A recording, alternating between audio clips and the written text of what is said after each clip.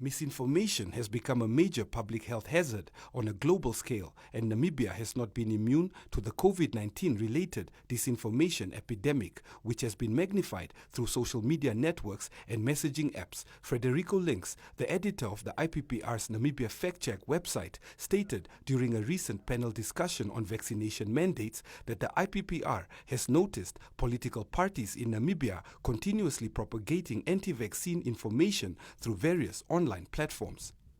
I've seen the AR people spreading misinformation online on social media, and certainly the IPC and some of the senior people, even the head of the leader of the IPC,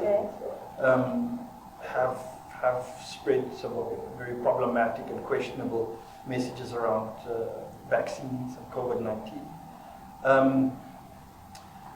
There's a problem within the ruling party. I mean, a lot of the voice notes that people are sending me are of ruling party functionaries on the ground in the regions going directly against what the ruling party government is saying on COVID-19 and specifically on the vaccines. I've received so many of these voice notes now from people on the ground, organizers, mobilizers, coordinators on the ground in various regions, especially across the northern regions, where they are just telling their local communities to not listen to what the government is saying.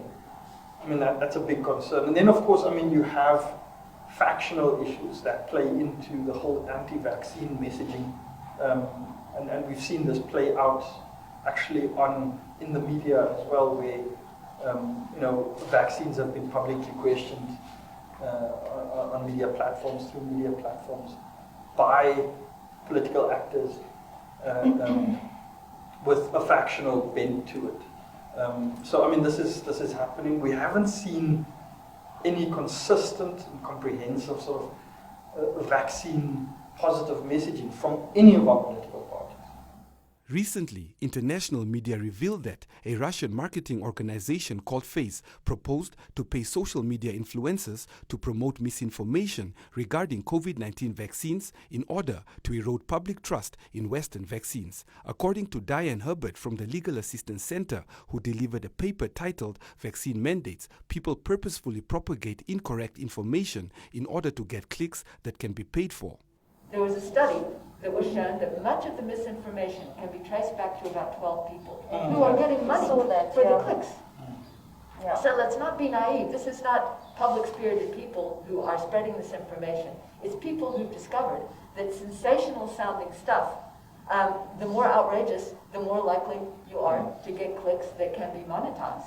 So I think we have to also acknowledge it's not a debate between public-spirited people on both sides. It's a lot of people who have started this spiral of misinformation for personal gain. So for me, I'm sympathetic to people wanting to do vaccine mandates, but I also think consultation and support and encouragement and information is where our number one emphasis should be.